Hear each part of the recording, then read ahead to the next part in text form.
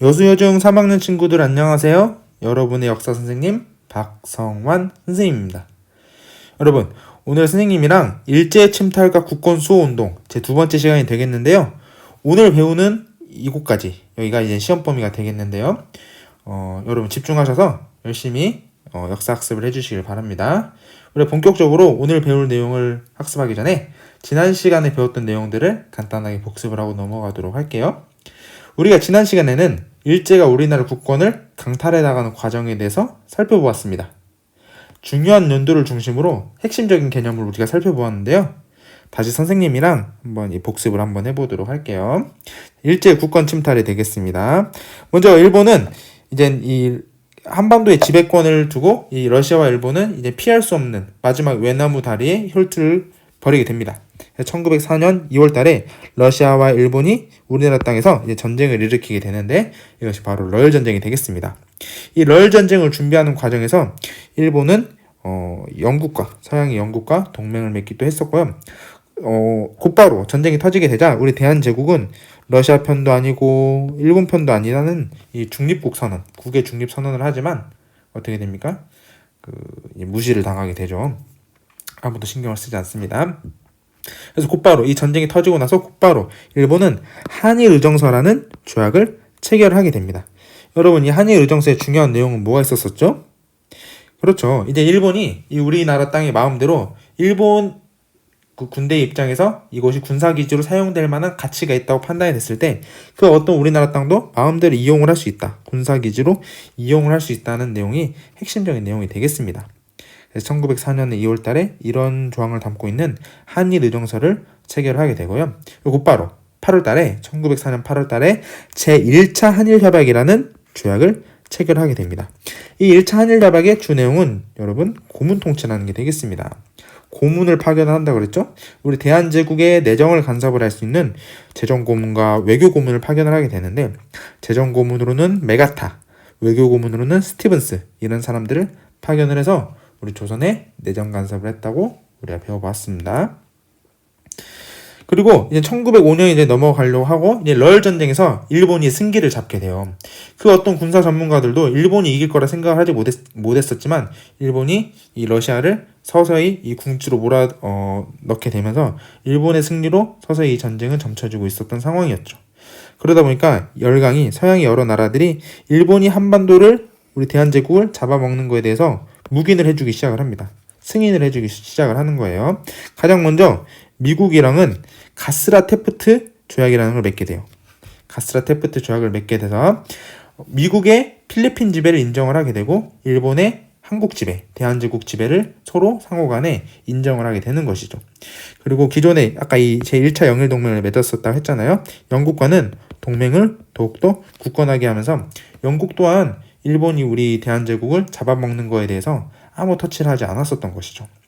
그리고 이 러시아와의 전쟁에서 일본이 승리를 거두게 되자 포츠머스 조약이라는 조약을 체결을 하게 됩니다.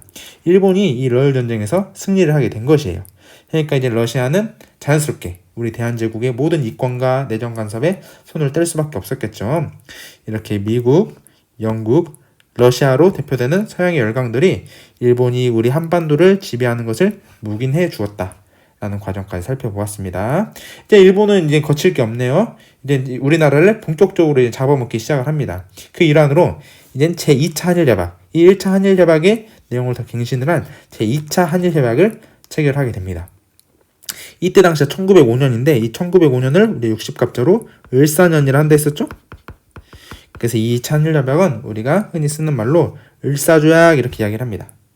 을사조약의 주 핵심 내용은 여러분 통감통치라는 거예요. 통감. 이제 우리 조선의 내정을 관여할 수 있는 일종의 지도자의 개념인 통감을 파견을 하게 됩니다. 이 초대 통감으로 온 사람이 이등방문, 이토 히로부미가 되겠습니다. 그리고 우리 조선이 아니죠, 여러분. 대한제국이죠. 우리 대한제국은 일본의 이제 외교권을 박탈을 하게 돼요. 이 외교권을 통감이 이제 관할을 하게 되는 것이죠. 그래서 이 을사조약의 핵심적인 내용은 우리나라의 외교권이 박탈당하게 되었다라는 과정까지 살펴보았습니다. 나라의 국권의 절반이라고 할 수 있는 외교권이 박탈당하게 되었어요. 그러다 보니까 우리 민족들이 가만히 있었을까요?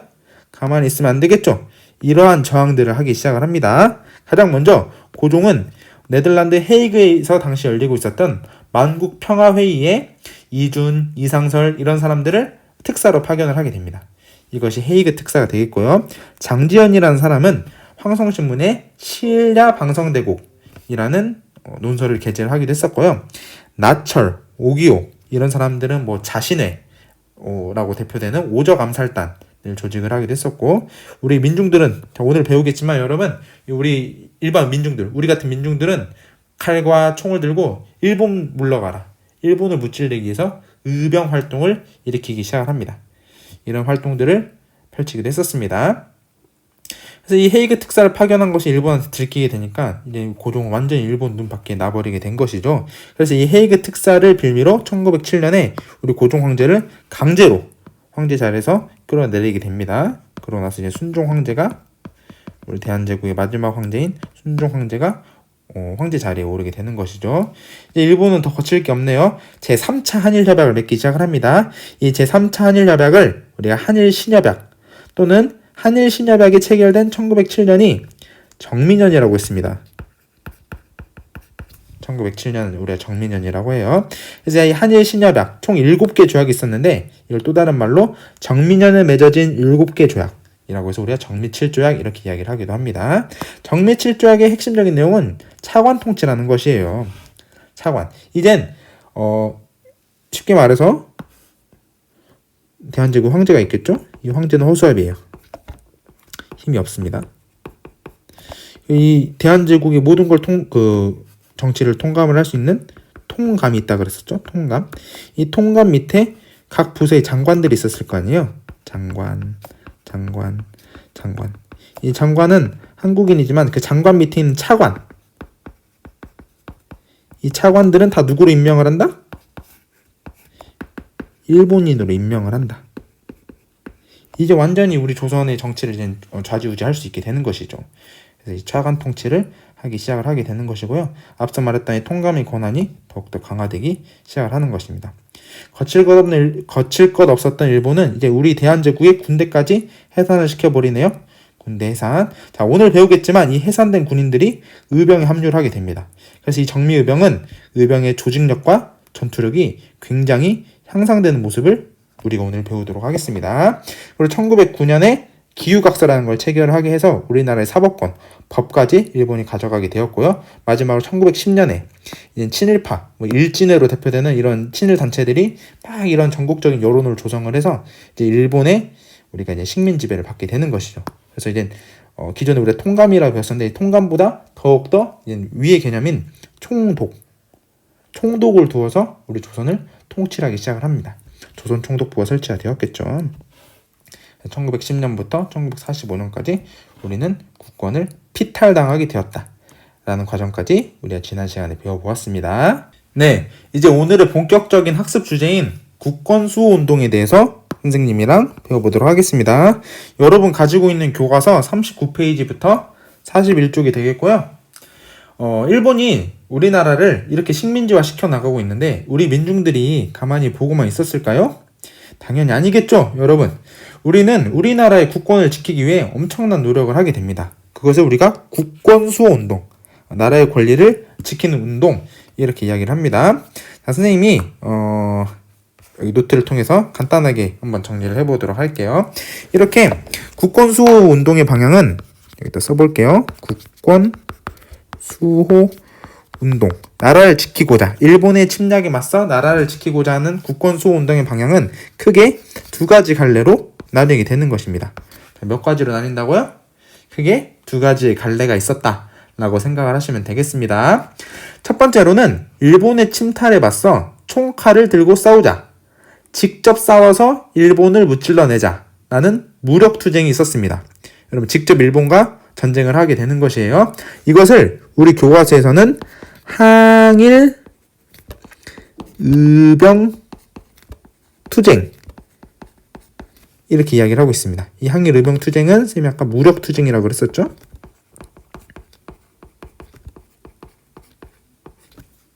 이게 첫 번째 갈래가 되겠고요.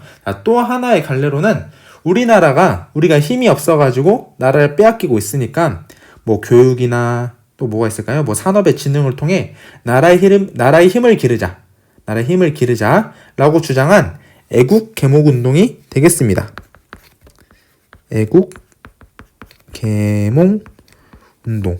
여러분, 계몽이라는 단어의 뜻은 무엇인가를 깨치우다, 알려준다, 뭐 이런 뜻이 되겠죠. 우리 예전에 독립협회 할 때 배웠었잖아요. 그래서 이런 애국 계몽 운동이 되는데, 자, 다시 정리를 하자면은,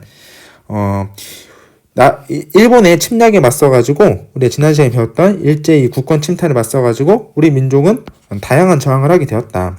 이것이 국권 소호 운동이라 이야기를 하는데, 이 국권 소호 운동의 방향은 크게 두 가지 갈래로 나타나게 됩니다. 총칼을 들고 싸우자라는 항일 의병 투쟁이 되겠고요. 실력을 기르자, 나라의 힘을 기르자, 실력을 양성해서 일본의 침략에 맞서자라고 주장을 하는 애국 계몽 운동이 되겠습니다. 지금부터 선생님이랑 하나씩 살펴보도록 하겠습니다. 네, 첫 번째 주제 항일 의병 운동부터 보도록 하겠습니다. 앞서 선생님 설명한 것처럼 항일 의병 운동은 무슨 항쟁? 무력 항쟁을 통한 국권 회복을 주장을 하였습니다. 그래서 이렇게 백성들이, 우리 기존의 군인들 말고 백성들이 총과 칼을 들고 외세를 물리치자라고 일어난 것이 우리가 의병이라고 이야기를 합니다. 뭐라고 이야기를 한다고요? 의병. 그래서 항일 의병 운동이 나타나고, 크게 여러분, 항일 의병 운동은 총 3차례가 일어나게 됩니다. 1차 의병, 2차 의병, 그리고 3차 의병, 이렇게 나눠볼 수 있는데요. 1차 의병은 1895년 을미년에 을미사병과 그다음에 을미개혁의 하나의 일환이었던 단발령 실시에 반발하여 주로 양반 유생층들이 주도한 의병이 제1차 의병, 을미의병이 되겠습니다. 주로 이건 양반 유생층들이 주도를 하다 보니까 그렇게 조직력이 탄탄하지는 못했었고요. 고종이 단발령을 철회를 하고, 고종이 그만 해산해라, 국왕이 해산 공고로 인해서 활동이 중단되는 모습을 볼 수 있습니다. 이것이 1차 의병이 되겠습니다. 그로부터 10년 후 1905년은 무슨 년이었죠, 여러분? 1905년은 바로 을사년이 되겠습니다. 1905년 을사년에 제2차 한일협약은 을사조약이 체결이 됐었죠. 나라의 외교권이 뺏기게 되니까 이 을사조약에 반발해서 이제 전국적으로 양반이고 일반 평민이고 할 것 없이 전국에서 이 백성들이 총칼을 들고 일어남을 우리가 알 수 있습니다. 지도 한번 보실까요, 여러분? 여기 지도를 보면은 이렇게 이제 전국에서 전국적 규모로 의병 활동이 일어났음을 우리가 살펴볼 수 있는데, 그 중에서 여러분 신돌석이라는 사람 보이시나요? 여기 신돌석, 태백산 호랑이라는 별명을 가지고 있는데요. 신돌석, 이름에서 알 수 있다시피 이 신돌석은 평민이었어요. 평민. 우리 앞서 살펴본 것처럼 을미의병은 이런 양반 유생층이 주도하고, 그동안 이 의병장 앞에서 이 조직을 이끌고 리더 역할을 했던 사람은 양반 계층이 주요했었는데, 이 을사의병부터는 이런 신돌석과 같은 평민 의병장도 등장을 하더라라는 것을 우리가 살펴볼 수 있습니다. 네, 여기 평민 의병장인 신돌석이 등장하였다. 그러고 나서 여러분 1907년은 무슨 년이었죠? 1907년은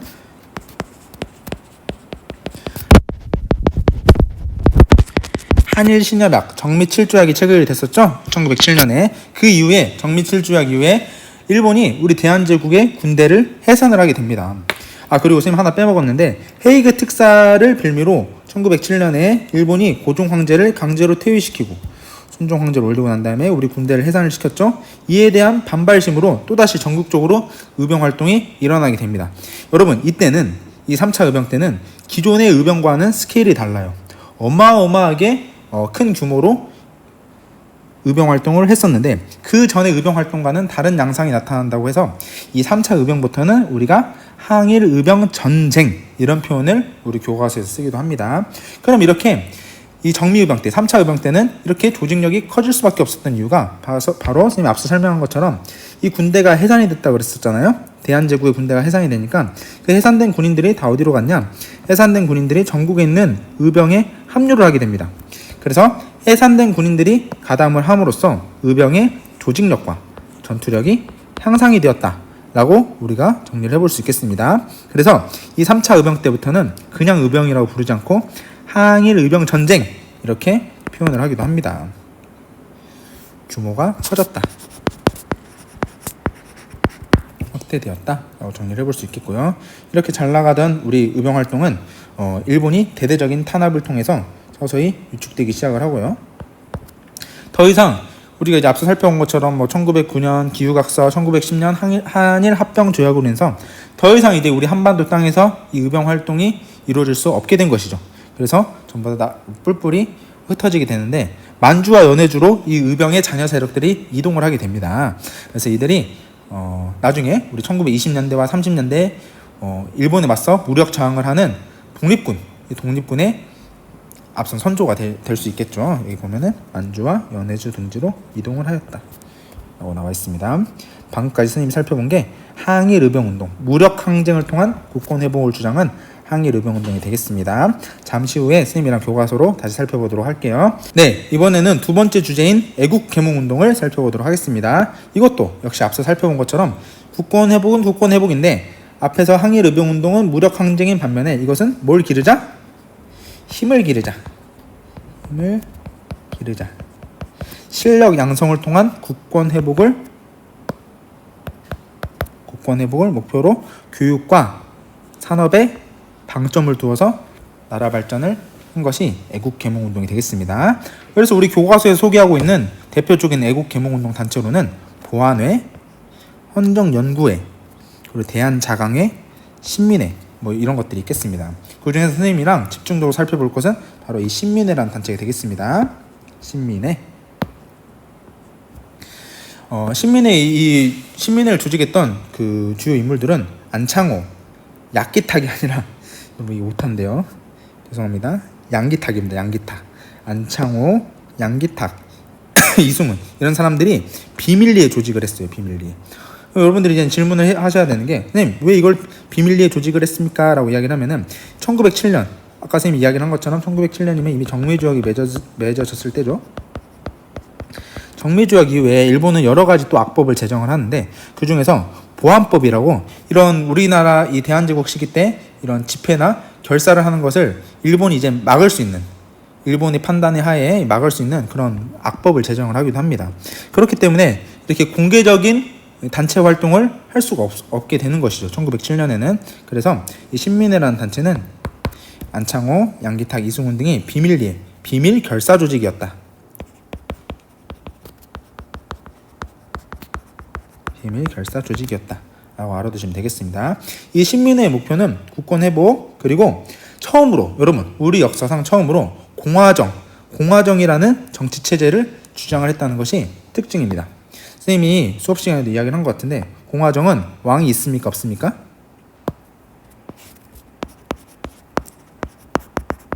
공화정은 왕이 없는 정치 체제를 이야기를 합니다. 반대로 우리 어디였죠? 입헌 갑신정변이나 독립협회에서 입헌 의회 제도 이런 걸 주장을 했던 입헌 군주치가 아니라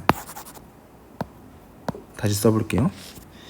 입헌 군주제는 왕은 있으나 정치를 이제 일반 민중들이 하게 되는 것을 의미를 한다고 했었죠. 그래서 이 공화정은 글씨가 왜 이래? 왕이 없다는 것이 특징입니다. 그렇게 이제 처음으로 우리 역사상 왕이 없는 정치 체제를 주장을 했다는 것이 바로 이 신민회의 특징이 되겠고요. 신민회 활동을 한번 봐볼까요? 아까 선생님이 이야기를 한 것처럼 이 애국 계몽 운동은 교육과 산업의 진흥을 강조를 했기 때문에 민족교육을 실시를 하기 위해서 오산학교, 대성학교와 같은 유명한 민족교육학교를 설치를 하게 됩니다. 그리고 민족 기업을 육성을 하기 위해서 자기회사, 그리고 태극서관이라는 회사를 운영을 하게 되고 만주에 삼원보라는 지역이 있어요, 여러분. 만주 삼원보에 독립운동 기지를 건설을 하게 되고 후에 신흥무관학교의 전신이 되는 신흥강습소 등을 설치를 해서 이곳에서 독립군을 양성을 하는 활동을 하기도 합니다. 이렇게 잘 나갔던 신민회도 일본의 조작 사건인 백오인 사건, 이 백오인 사건은 선생님 간단하게 이야기를 하면은 1910년에 이제 우리가 한일 합병 조약을 맺고 조선 총독이 오게 되잖아요. 조선 초대 총독이었던 데라우치 총독이 있었어요.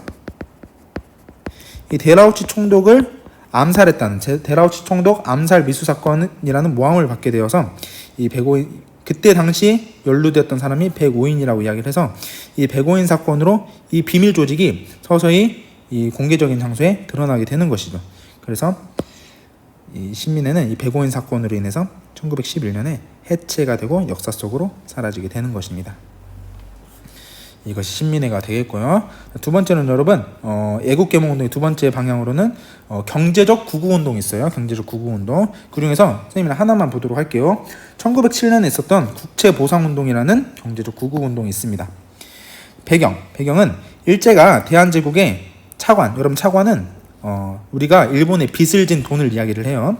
일제가 대한제국의 차관 도입을 강요를 하다 보니까 대한제국이 일본에 많은 빚을 지게 되었습니다. 그래서 실제로 열광의 이권 침탈이 대한제국 시기 때 굉장히 심했다고 선생님이 설명을 했었잖아요. 그러니까 이 빚으로 당시 1,300만 원의 빚을 지고 있었는데, 오늘날도 굉장히 큰 돈인데 이때 당시로는 엄청 큰 돈이었겠죠. 1,300만 원의 대한제국이 일본에 빚을 지고 있었었는데, 이 빚을 갚음으로써 경제적 자주성을 수호하자라는 목표로 경제적 자립운동을 펼치기 시작을 합니다. 그래서 아까 여기 말했던 그 양기탁, 그 다음에 서상돈 이런 사람들이 대구에서 시작해서 전국으로 확산을 시키면서 나라의 빚을 갚자라는 모토 아래 여자들은 이런 금가락지나 비녀 이런 것들을 갖다 바치고, 남자들은 술을 안 마시고 담배를 안 피면서 그 모은 돈을 이렇게 성금으로 내면서 나라의 빚을 갚는 활동을 하기도 했었습니다. 여기 나와 있죠. 금주나 금연을 통한 모금을 하고요. 폐물을 성금으로 납부를 하기도 하였다. 근데 이렇게 우리가 역시 우리의 민족성은 하나는 알아줘야 돼요, 여러분. 이렇게 그 돈이 막 많이 모이다 보니까 일본이 굉장히 갑작스럽게 당황을 하게 된 거죠. 빚을 다 갚게 되면은 일본이 경제적으로 우리를 내속할 뭔가 명분이 없게 되는 거잖아요. 그래서 이 통감부가 끊임없이 방해를 합니다. 아까 서상돈과 양기탁 이런 사람들을 막 이렇게 잡아넣기도 하고요. 통감부의 방해와 탄압으로 시간이 가면 갈수록 흐지부지 되면서 결국 잘 되지 못하였다라고 여러분들이 알아두시면 되겠습니다. 그래서 우리가 국채보상운동까지 살펴보았습니다. 네, 이제 선생님이랑 교과서를 통해서 정리하고 끝내도록 할게요. 자, 항일 의병전쟁. 자, 여러분 가지고 있는 교과서 39페이지가 되겠습니다. 선생님이 빠른 속도로 읽어볼게요. 일제의 국권 침탈에 대항하여 항일 의병전쟁, 의거활동, 애국개몽운동 등 국권 수호운동이 활발하게 전개되었다. 총 의병은 여러분 몇 차례 일어났다고 그랬죠? 우리 교과서에서는 3차 의병까지 소개를 하고 있습니다. 1차 의병은 을미의병, 2차 의병은 을사의병, 마지막 3차 의병은 정미의병. 이거는 특별히 의병전쟁 이렇게 표현을 한다고도 했었죠. 자, 첫 번째 1차 의병이 되겠습니다. 명성황후 시해와 단발령 실시에 한거하여 시작된 항일 의병은 을사조약이 체결되면서 더욱더 격렬해졌다. 이게 1차 의병을 의미를 하고 이게 2차 의병을 이야기를 하는 거겠죠. 항일 의병은 고종이 강제로 퇴위하고 군대가 해산된 후 몇 년이었죠, 여러분? 1907년. 여기 나오네요. 해산 군인들의 가담으로 화력과 조직력이 증강되면서 항일 의병 전쟁으로 발전하였다. 3차 의병은 항일 의병 전쟁으로 발전하였다 라고 이야기가 되어 있습니다. 이때 3차 의병 때는 여러분 이인영이라는 양반 유생일 총대장으로 해서 13도 창의군이라는 군대를 만들게 돼요. 13도 연합부대를 결성해서 서울 진공작전을 펼치기도 했으나 성공했다, 실패했다? 실패하였다. 그리고 그 이후에 호남 지역을 중심으로 의병전쟁이 치열하게 전개되었으나 일제의 대대적인 토벌작전으로 국내 의병은 크게 위축이 되게 됩니다. 이걸 남한 대토벌작전 이렇게 표현을 하기도 하는데, 일제의 대대적인 토벌작전으로 국내 의병은 크게 위축되었다. 그래서 이젠 세력이 약화된 이 의병들이 다 어디로 가게 되었다고요? 만주나 연해주로 떠나게 됩니다. 그래서 우리가 나중에 이제 배울 건데 1920년대의 독립군의 시초가 되는 것이죠. 여기 나와 있죠? 항일 의병 전쟁은 국권을 수호하기 위한 우리 민족의 강한 자주의식을 보여주었으며 국권 상실 이후에는 국의 무장 독립 전쟁으로 계승이 되었다라고 나와 있습니다. 정리를 해볼 수 있겠고요. 이거는 선생님이 학습지에 안 적어놨는데 여러분 의거활동은 간단하게 교과서를 읽어보도록 합시다. 의거활동, 의로운 거사를 줄임말로 의거활동이라고 이야기를 하는데요. 의병전쟁이 전개되는 가운데 침략의 원흉이나 매국노를 처단하려는 의거활동도 국내외에서 계속되었다. 전명훈, 장인환 이런 사람들은요, 미국 샌프란시스코에서 대한제국의 외교 고문을 역임한 누굴 사살하였다? 스티븐스를 사살하였다. 여러분 스티븐스 기억나시나요? 제1차 한일협약에서 외교 고문으로 온 사람이 스티븐스였죠. 그다음 여러분 이제 중요한 게 나왔어요. 여러분 잘 알고 있는 사람인데요. 자, 안중근은 러시아 하얼빈역에서 우리나라 조선의 초대 통감이자 을사조약 체결에 앞장섰던 이토 히로부미를 권총으로 3방을 쏘면서 사살시킵니다. 그 자리에서 즉사했어요. 즉사. 이토 히로부미가. 그래서 안중근 이제 어떻게 되나요, 여러분? 이제 그대로 이제 일본군한테 붙잡혔겠죠. 그래서 지금 중국 땅인데 리순 감옥이라고 있어요. 리순 감옥에서 사형 선고를 받으시고 그 이듬해 순국을 하시게 됩니다. 안중근사 하얼빈에서 누굴 저격하였다? 이토 히로부미 침략의 원흉인 이토 히로부미를 사살하였다.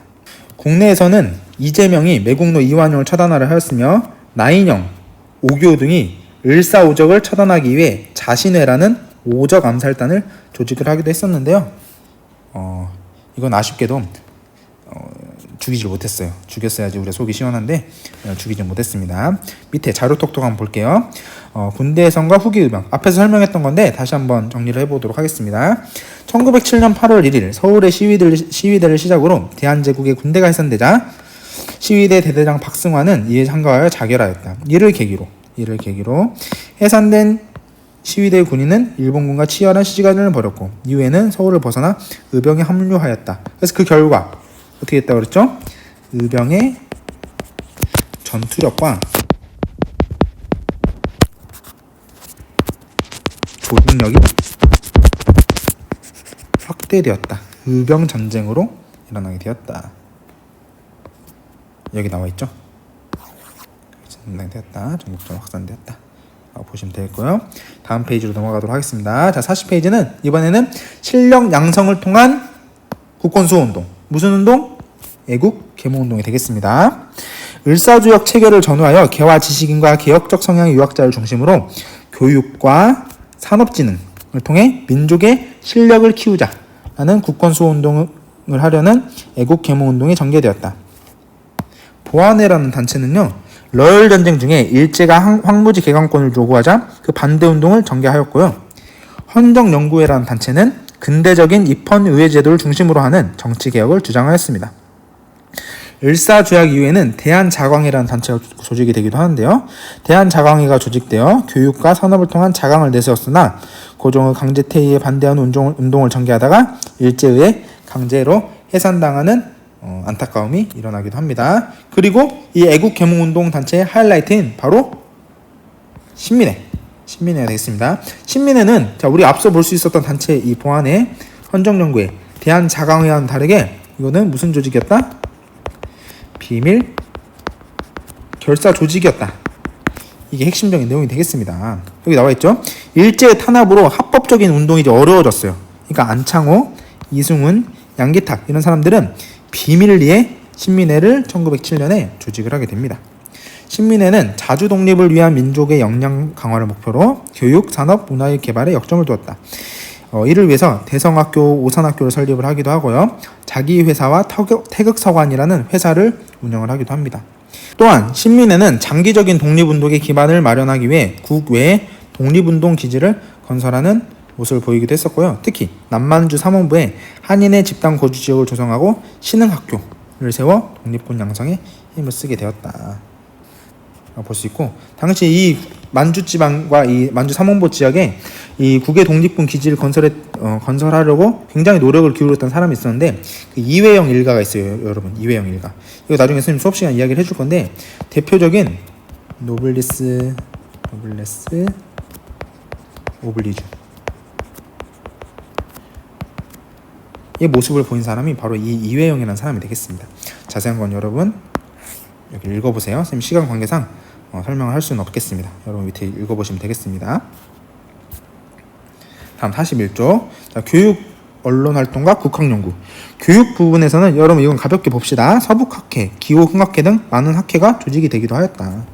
이들 학회는 학교를 설립하기도 하고 월보를 간행하여 민족의식을 고취하고 민중을 계몽하는 데 앞장서기도 했었다. 언론 활동도 활발하게 전개되었는데요. 이거 우리 앞서서 살펴봤었죠. 황성신문은 장지현이 쓴 시일야 방송대국을 실어 을사조약의 부당성을 널리 알렸고, 대한매일신보라는 신문이 굉장히 유명했는데요, 여러분. 이 대한매일신보는 강력한 항일 언론 활동을 펼쳐 많은 독자층을 확보하기도 하였습니다. 근대적 민족의식에 대한 관심이 높아지면서 국사, 국어 연구에도 크게 진전이 일어나기도 했었는데요. 이때 당시에 이 대한제국 시기 때 민족 영웅의 위인전과 외국의 독립 및 흑망을 다룬 책이 많이 발간되고 소개가 되기도 했었죠. 그 중에서 여러분 신채호라는 우리 이 역사학자는 독사실론이라는 이 책을 발표를 하여 민족 주체적인 시각의 역사를 하였습니다. 한편 주시경은 국가의 독립 발전을 추구하며 국어 국문 연구에도 새로운 장을 열기도 하였다 라고 나와 있고요. 여러분 이쪽 부분은 학습지에 따로 정리를 안 해놨었죠? 가볍게 이런 일이 있었구나 라고 가볍게 정리만 해주시면 되겠습니다. 그 다음 자 이제 마지막 주제 경제적 구구운동. 경제적으로도 우리가 일본에 많은 빚을 지고 있고 예속이 되어 있었는데 이 나라의 빚을 갚자. 정부 입장에서 대한제국에서 도저히 지금 일본에 예속이 되어서 나라가 돈을 갚을 여력이 없으니까 우리 백성들이 힘을 합쳐가지고 우리 갖고 있는 집에 있는 물건들을 팔아서 나라의 빚을 갚자라는 경제적 구구운동이 나타나기도 합니다. 일제는 근대적 시설 개선을 명분으로 대한제국의 차관 도입을 강요하였다. 대한제국이 일본에 막대한 빚을 지게 되면서 일제에 대한 경제적 예속이 심해지게 되었다. 이에 국민의 힘으로 국가의 빚을 갚아 경제적 자주성을 되찾으려는 국채보상운동이 1907년에 전개되었다. 어디에서 처음에 시작됐다고 그랬죠? 대구에서. 여러분 잘 구분해야 돼요. 자, 대구에서 시작된 이 운동은 아까 앞서 우리가 살펴봤던 이 대한매일신보 있었잖아요, 여러분. 이게 굉장히 인기 있는 신문이었는데 이 대한매일신보에서 이 국채보상운동을 적극적으로 밀어주고 홍보를 해주기 시작을 합니다. 그래서 각종 계몽운동 단체와 대한매일신보 등 언론기관이 적극 동참하여 전국적으로 확산이 되게 됩니다. 국민은 금주와 금연을 통한 모금운동을 벌였으며 여성은 폐물 등을 성금으로 냈다. 그러나 국채보상운동은 통감부의 방해와 탄압으로 나중에 흐지부지 되게 되는 것입니다. 이 그림을 여러분 잘 봐주시면 되겠는데요. 이 아저씨 뭐라고 하나요? 담배를 끊겠대요. 담배를 끊어서 돈을 모아서 성금으로 내겠습니다. 저는 술을 끊었습니다. 저는 비단 치마를 내겠어요. 그럼 난 결혼 반지를 내죠. 이렇게 자기가 있는 이런 폐물이나 성금 이런 것들을 통해서 나라의 빚을 갚자는 국채보상운동이 전개됐다 라고 정리를 해보면 되겠습니다. 네, 여러분 이렇게 선생님이랑 마지막 주제까지 일제 침탈과 국권 수호운동을 2시간에 걸쳐서 학습을 해보았는데 여기까지가 시험범위입니다. 여러분 교과서 꼼꼼히 읽어주시고요. 그 다음에 선생님 나눠준 학습지를 통해서 열심히 시험 공부를 해주시면 되겠습니다. 여러분 그 기억이 안 나시는 부분은 선생님이 구글 클래스룸 아직 영상을 안 내렸거든요. 구글 클래스룸 우리가 앞서서 공부했던 온라인 수업을 했던 이 영상들을 참조를 해주시고요. 서술형 힌트는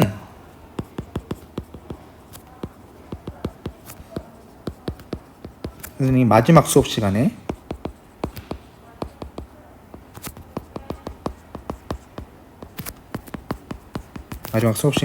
오프라인에서 여러분들한테 알려주도록 하겠습니다. 아시겠죠? 네. 지금까지 선생님이랑 이게 이제 온라인 수업의 이제 마지막 시간이 될 것 같은데 열심히 수업 들어주셔서 정말 감사하고요. 우리는 앞으로도 열심히 역사 공부를 해보도록 하겠습니다. 안녕.